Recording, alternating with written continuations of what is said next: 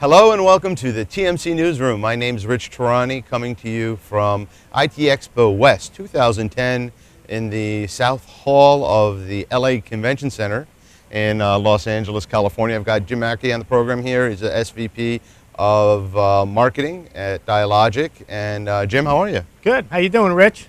It's good to be here today. It's great to have you here. We were just talking a moment ago off camera about how this South Hall is the first time IT Expo's been here, and the last time I saw you here was back in the roaring 90s. Yes, late 90s. We used to come here for shows a lot, and I'd see you here. And we've both been around. I don't know what that means. We've both been around a long time, Rich, I guess. Yeah, we have. And it was the Computer Telephony Expo at the time. There was flying pigs everywhere and a big inflatable pig right out there. Right. And you had just started writing a column for Internet Telephony Magazine. You wrote 60... I wrote 60 articles for you guys in the late 90s and early 2000s under Industry Insight.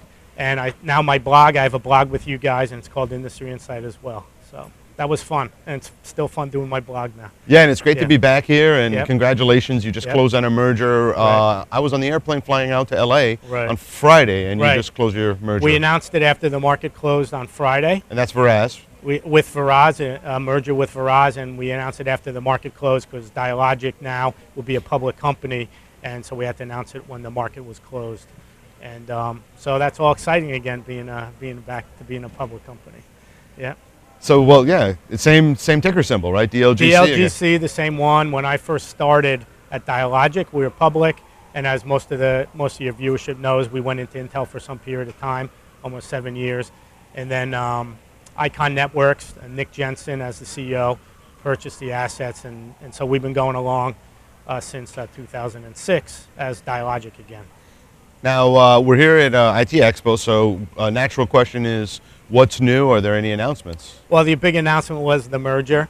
We did do an announcement a few weeks ago about a new enterprise product, a session border controller integrated with a gateway for the enterprise, and I think that's pretty important to do because a lot of the M&A we've been doing the last few years is more towards the service provider area, and the enterprise is still important to us. And so we continue to invest in it, and a couple weeks ago, that announcement just happened. That product just happened to be ready a few weeks ago. But that shows you our commitment to the enterprise market. Now, SIP trunking is going to be a big part of the growth there? Yeah, we think the SIP trunking in the enterprise is important. More and more SIP trunks are coming into the enterprise directly. So more and more IP communications, more and more unified communications in the enterprise. And a lot of our customer base, as you know, is enterprise customers historically. So they're all moving towards UC in some fashion. So what do the viewers need to know about Dialogic now? So what are some of the things? We are a company that focuses on both service provider and enterprise market.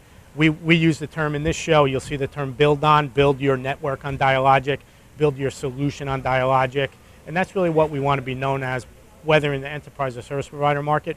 Build your solution on Dialogic. You sell the solution. We don't sell applications per se.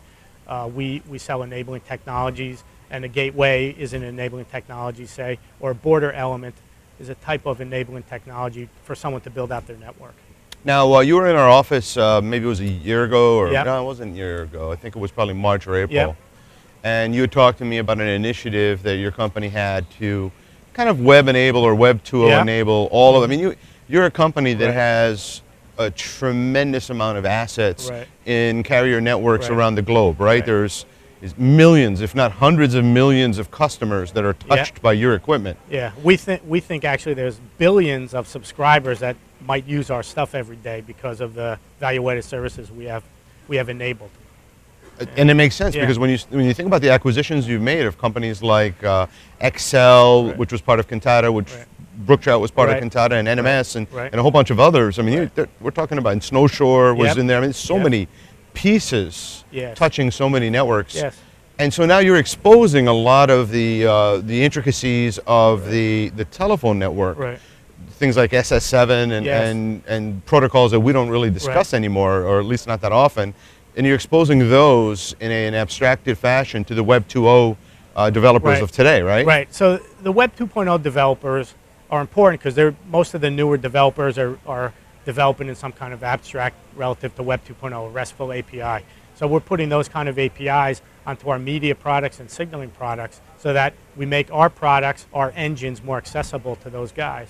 And that'll fuel our growth for years to come. So we're very excited about those kind of initiatives we're doing. Well, and I agree, and this is why I agree, and this is why it's important.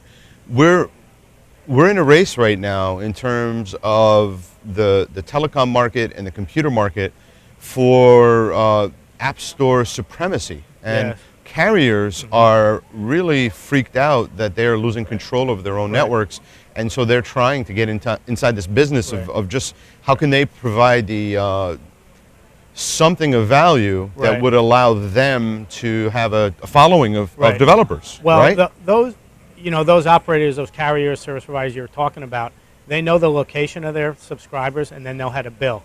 And some of the over-the-top guys don't know how to do that. So they have those assets too to take advantage of. Anyway, we just want to make sure that our developer base can develop applications in the current model and be able to make money, have the service providers make money. Because if there's no money chain, no value chain in there, there's going to be a breakdown in the services. Makes a lot of sense. And so the next time I'm going to see you after this show is most likely going to be in Hungary, right? Yeah, we're having a customer event, a pan-European customer event in Budapest, and I'll see you there. And what's the date of that? November 17th and 18th. And so it's for customers. So if a customer wants to come, do they contact? Contact their account exec in Europe. If they need to contact me. That's fine. Fantastic. Okay. Jim, thanks for being on the program. You, Great to see you. Okay, bye-bye.